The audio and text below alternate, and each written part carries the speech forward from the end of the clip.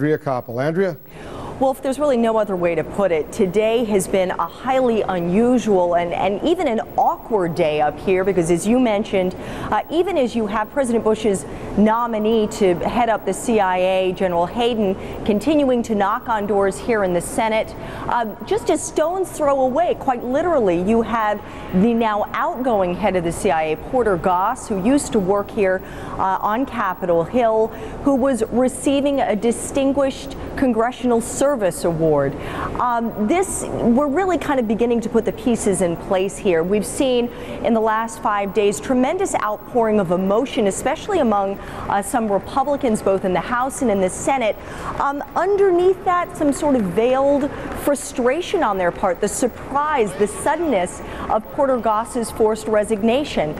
And a lot of that has to do with the fact that Porter Goss is one of their own, especially for the Republican congressman. They used to work with him for 15 years before he left here to go over to the CIA. And we heard, even listening to now Senator Saxby Chambliss of Georgia, who used to be over in the House, considers Porter Goss a close friend. You could hear the emotion in their voices, Wolf. If you look in Webster's dictionary under Porter Goss, you will see integrity, perseverance, public service, and commitment to freedom. So it's as much about the person as it is about the policies of General Hayden, who, as we said, has been having another round of meetings here on the Hill, trying to allay the concerns of senators on a couple of key issues. One of them, of course, being his military background, his ties to the military, and the other being his relationship in helping to develop that controversial NSA surveillance program. One of the Democratic leaders, Dick Durbin, met with General Hayden behind closed doors, and afterwards he came out and laid out what, for many, is a top concern. Could he be independent? As a man in uniform, would he be answering to the Secretary of Defense and to the President's Commander-in-Chief? Could he give an independent judgment on important issues about America's security? He assured me that during the intelligence reform bill he had done that. He raised some questions about some things that had occurred in defense intelligence in the past to suggest that he could be independent. Now, it's important to point out that Dick Durbin does not sit on the Senate Intelligence Committee, but Senator Trent Lott, the Republican of Mississippi, does. After his meeting, Wolf, he came out and said that they had a very good meeting. He feels that General Hayden will do a very good job during his confirmation hearings, and he said he is convinced he'll be confirmed.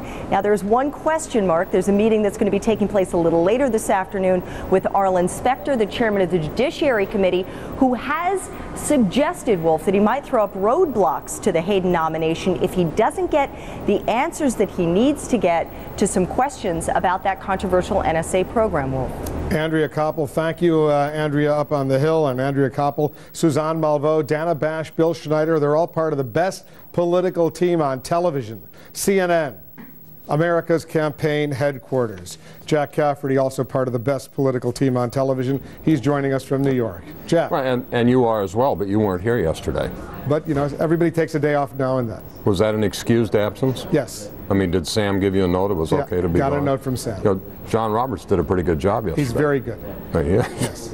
Hey, is this these hearings for Hayden? That's not a ground ball, is it, for the administration? They start a week from tomorrow. I think they could be lively. I think there could be some interesting developments. Could be good stuff. Yeah. All right. Got another poll here, Wolf. 70% of Americans think the country's on the wrong track. We have massive illegal alien problems, open borders, massive budget deficits, massive numbers of people with no health insurance, an endless quagmire in Iraq, a growing threat from Iran, and the general disdain of a good part of the international community. We've come a long way in the last 6 years in the wrong direction.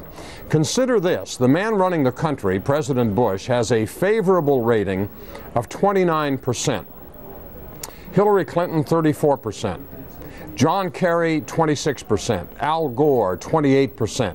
John McCain, 31%. We're not talking a big collection of winners here, are we, boys and girls? I mean, look at those numbers. Pretty dismal. And in 2 years, we got to find somebody to run this place. So here's the question. Where will America's next generation of leaders come from? I mean, we need some help. Email us at CaffertyFile@CNN.com or go to CNN.com/ Cafferty file. You suggesting there may be an opportunity for a third-party independent candidate? Yeah, I mean, anybody that comes along with some good, solid ideas, I would think would have no trouble attracting a following. The country is fed up with the Democrats and the Republicans and the status quo. And I'm not suggesting we need Ross Perot again, but somebody with a good list of ideas and some financial backing, who knows? Anything might be possible. Jack, let's see what our viewers think. Thanks. And if you want to get a sneak preview of Jack's questions, plus an early read on the day's political news, what's ahead in the Situation Room, you can do that. Sign up for our daily email alert. Go to cnn.com/Situation Room. You'll find out how you can do it. Coming up, does the tax cut bill that's about to pass the House of Representatives give relief to Republicans facing tough re-election battles?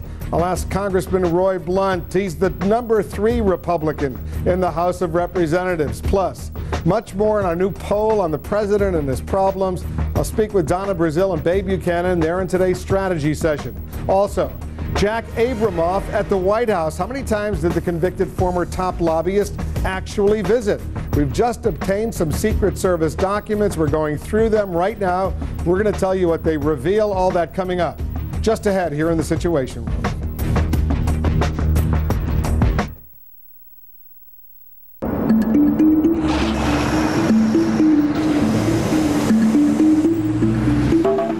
On April 6, an LR-3 navigated a plane from Nice to Corsica. And with seating for up to 7 full-sized adults, dynamic stability control, and patented terrain response system, where it goes next is entirely up to you. Designed for the extraordinary, the LR-3 by Land Rover.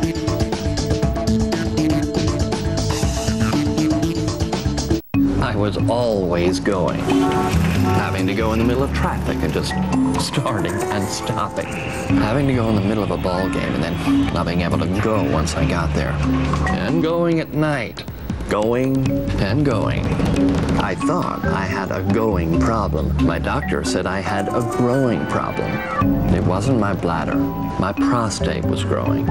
I had an enlarging prostate. My doctor prescribed Avodart. Most medicines only treat symptoms. Avodart, with time, actually shrinks the prostate and improves urinary symptoms. So I can go more easily when I need to go, and go less often. Only your doctor can tell if your symptoms are from an enlarged prostate and not a more serious condition such as prostate cancer, so have regular prostate exams. Avodart is for men only. Women should not take or handle Avodart due to the risk of a specific birth defect. Tell your doctor if you have liver disease. Rarely, sexual side effects, tenderness, or swelling of the breast can occur. Call your doctor today. Avodart for your growing problem. Gas prices go sky high. Legal showdown for price gouging at the gas pump. You can fight back. Nancy Grace, Headline Prime, tonight, 8 Eastern. Starting.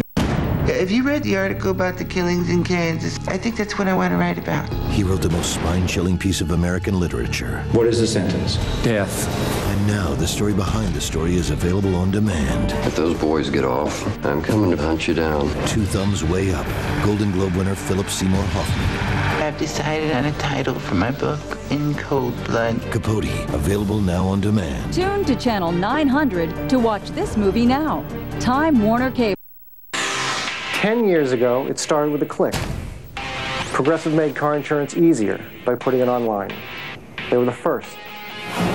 And 29 million quotes later, they're still doing it better than anyone else. So see how Progressive Direct changed car insurance forever.